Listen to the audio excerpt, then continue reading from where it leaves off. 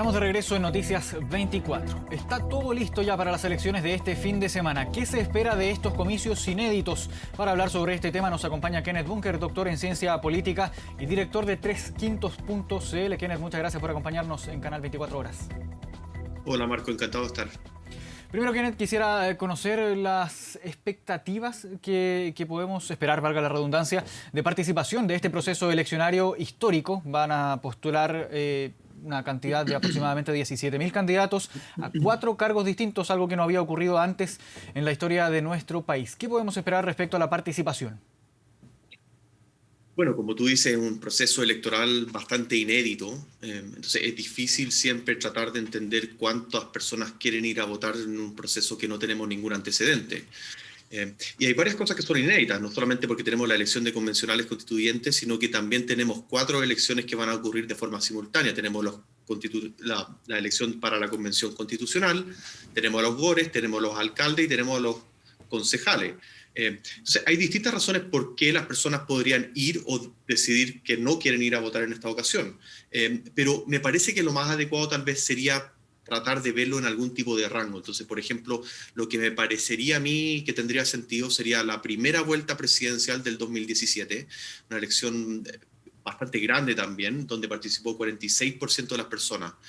Y después pasando por ese 51% que participó en el plebiscito de octubre de recién pasado, y después tal vez un poquito más. O sea, también tenemos que considerar que esta elección, si bien no tiene el mismo relato épico que existía en octubre pasado con el plebiscito, hay muchas personas que sí van a sentir que es un buen momento para ir a votar.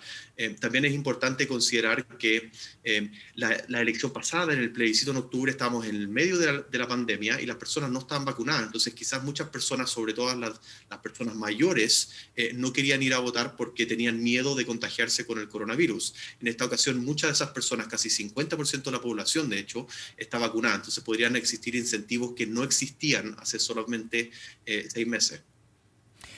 Hace algunos momentos estábamos conversando con la directora de Asuntos Públicos de Ipsos respecto a un estudio que indicaba que 3 de cada 5 chilenos no saben cuáles son los cargos que se van a escoger en este fin de semana. ¿Cuál es tu visión al respecto? Bueno, obviamente eso es un problema, una cosa que nos hemos encontrado mucho, no solamente en las encuestas, sino que probablemente muchas personas en la calle el día a día que se encuentran con personas no entiende bien qué es lo que se está votando, por cuántos candidatos tiene que votar. Entonces ya es una elección que es bastante compleja de entender. Sobre eso también hay varios aspectos que van a ser nuevos en esta elección, como por ejemplo el mecanismo de paridad. Entonces, hay personas que piensan que tal vez hay que votar 2 veces por un hombre, por una mujer. Hay muchos aspectos que son confusos y eso podría llevar a que estas personas finalmente decidan no ir a votar porque no saben exactamente cómo se hace. Pero la verdad es que es bastante sencillo. Son 4 elecciones, la de constituyentes, la de gores, la de alcaldes y la de concejales. Y las personas tienen que ir, le van a pasar las boletas, las personas toman las 4 boletas y tienen que marcar solamente una vez en cada una de las boletas y esperar que también se puedan informar. O sea, aquí también hay bastante información en internet, dando vuelta, tuvimos la franja casi un mes, también con una pequeña interrupción, pero estuvo ahí. Entonces, ese es el punto. Yo creo que las personas tienen que acudir a las urnas y los mismos vocales de mesa se van a encargar de ayudarlas a entender qué es lo que tienen que hacer. Vamos ahora a hablar de los cargos en específico que se van a escoger este fin de semana y uno de los más interesantes probablemente sea el de convencionales constituyentes, un cargo inédito también en nuestro país. Van a ser los encargados de redactar esta nueva constitución que después de que se redacte va a ser sometida también a un plebiscito de salida para ratificar esta redacción o rechazarla. ¿Qué podemos esperar respecto a la composición de esta convención? Va a ser bien en cantidad, por lo menos va a ser bien similar a lo que es hoy la Cámara de Diputadas y Diputados, pero ¿qué podemos esperar de la composición debido a que, por ejemplo, tenemos varios hechos? El oficialismo o la centro-derecha va en un solo pacto. La oposición, que tiene representación parlamentaria, va bien disgregada, bien dividida, y por otra parte también tenemos los pactos independientes. Claro. Bueno, aquí, tal como tú dijiste, está la coalición de la derecha que se llama Vamos por Chile, que van unidos los partidos de la derecha, y después está la coalición La Lista del Apruebo, que es como la ex Nueva Mayoría, ex Concertación, ese mundo más bien de una izquierda moderada, socialdemócrata, y después está la izquierda del Partido Comunista y el Frente Amplio.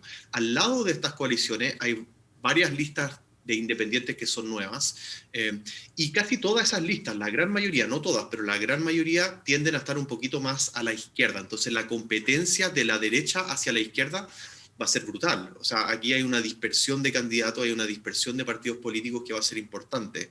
Entonces, ¿qué podemos esperar? Bueno, lo que muestran los datos cuando hacemos las simulaciones, cuando entramos en detalle en cada uno de estos distritos, lo que realmente estamos tratando de entender es quién va a tener los 2 tercios. Los 2 tercios es el reglamento es el quórum que se necesita, que ya está dentro del reglamento, para pasar cualquier proyecto de artículo. Entonces, los artículos que vayan entrando en ese texto, en esa constitución final, antes del plebiscito ratificatorio, tienen que ser aprobados por 2 tercios. Entonces, una de las grandes preguntas que nos vamos a estar haciendo el domingo en la noche es si es que alguna coalición logra esos 2 tercios. O visto de otro modo, si es que la derecha, la coalición de Vamos por Chile, logra mantener 1 tercio de los escaños, que serían alrededor de 52 constituyentes. Entonces, esa es la gran pregunta.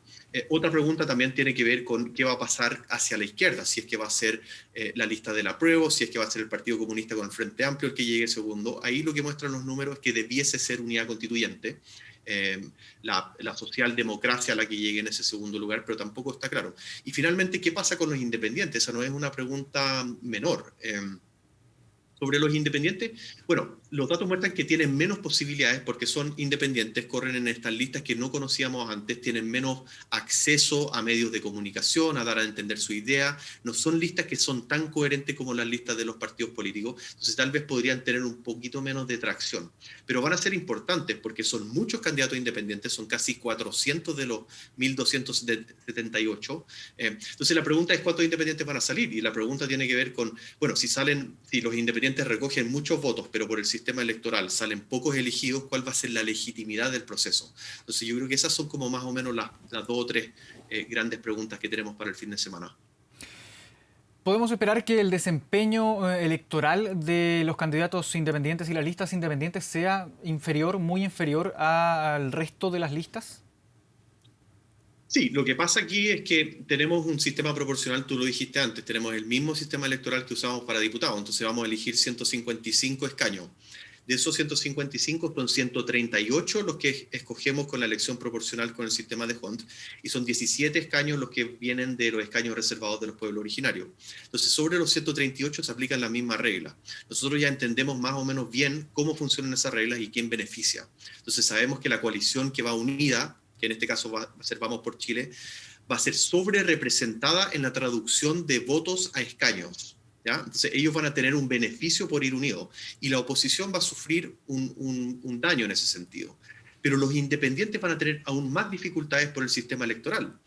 Porque en cada una de estas listas independientes, cuando uno empieza a mirar en detalle quiénes son los candidatos, bueno, hay 1 o 2 candidatos que son tal vez conocidos porque son de la comuna o del distrito, porque han hecho el trabajo, pero hay muchos independientes que no. Entonces, cuando comparemos el peso de las listas, la lista de Vamos por Chile, la lista de la Apruebo, la lista de Chile Digno, que es la lista del Partido Comunista con el Frente Amplio, el caudal de votos que van a tener va a ser muy superior al de los independientes.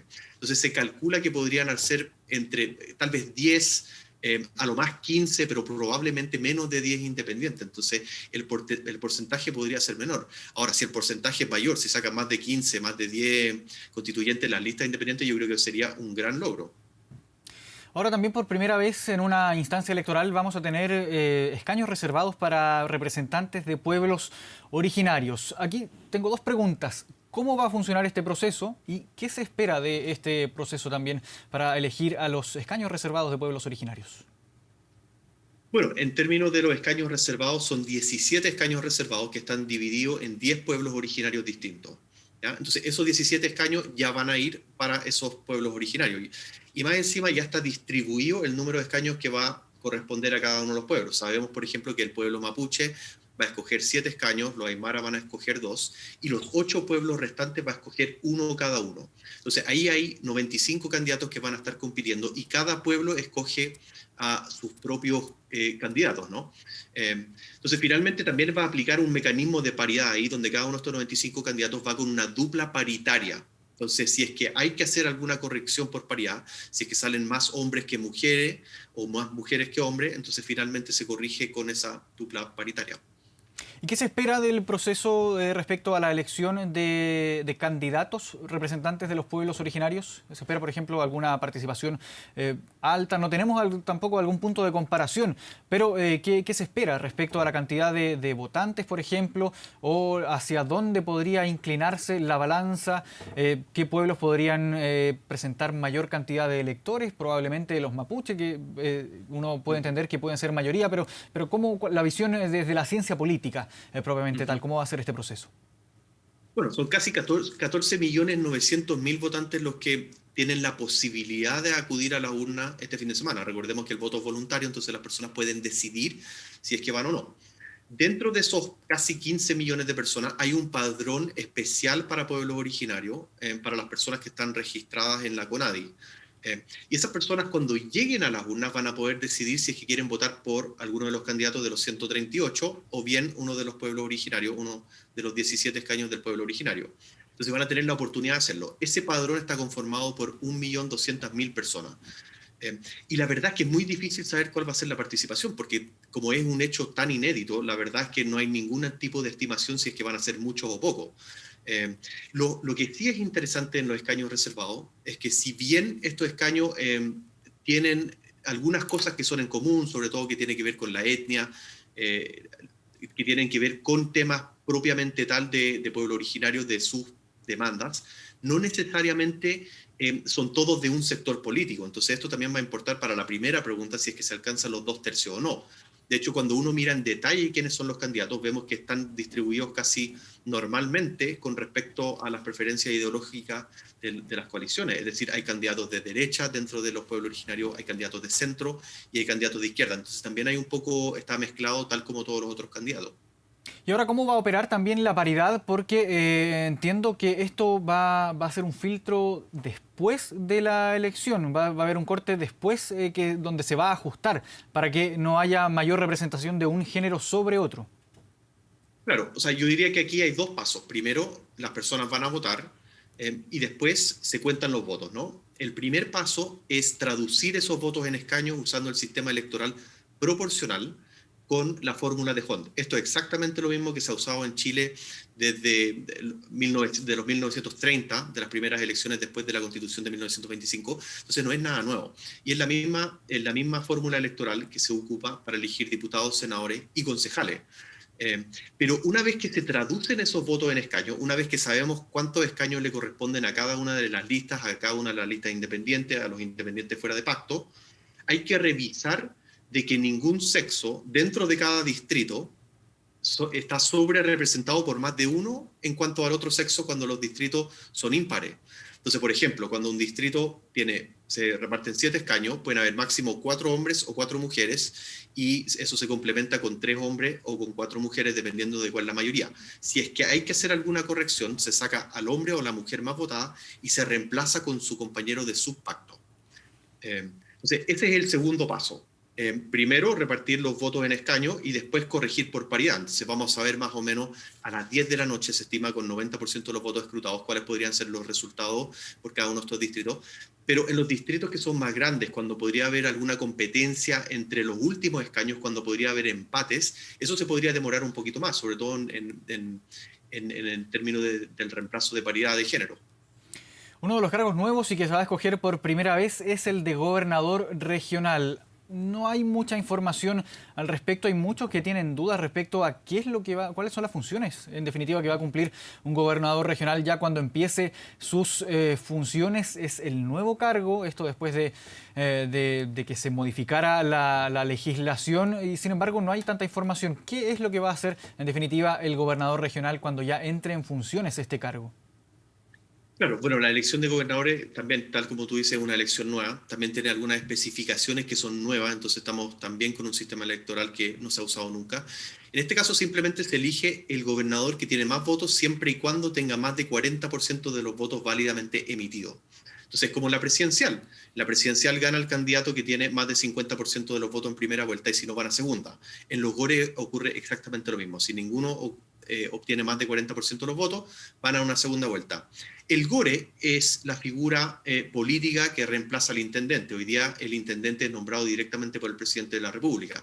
Por primera vez vamos a escoger un GORE por cada una de las regiones, entonces son 16 GORES en total, y el GORE va a tener bastantes poderes que no tiene el intendente hoy día. Entonces, por ejemplo, poder de presupuesto, tratar de hacer una distribución de los recursos fiscales a través de la región y hacer ese tipo de inversión desde el ejecutivo de cada región. Y eso va a ser un poco análogo a lo que ocurre con el presidente y el Congreso. El GORE está acompañado por el Consejo Regional y los consejeros regionales actúan un poco como los senadores y los diputados. Entonces existe el GORE y el cuerpo legislativo, y ese cuerpo legislativo se va a elegir a fin de año en conjunto con los diputados y senadores. Bien, Kenneth Bunker, doctor en Ciencia Política, director también de 3quintos.cl. Y antes de despedir, también quiero recordar que este fin de semana hay, por cierto, una transmisión especial de Televisión Nacional de Chile, Canal 24 Horas y todas sus plataformas. Y Kenneth, por cierto, va a estar ahí también acompañándonos en este inédito y mega proceso eleccionario. Gracias, Kenneth, por este contacto con Canal 24 Horas. Gracias a ustedes. Chao.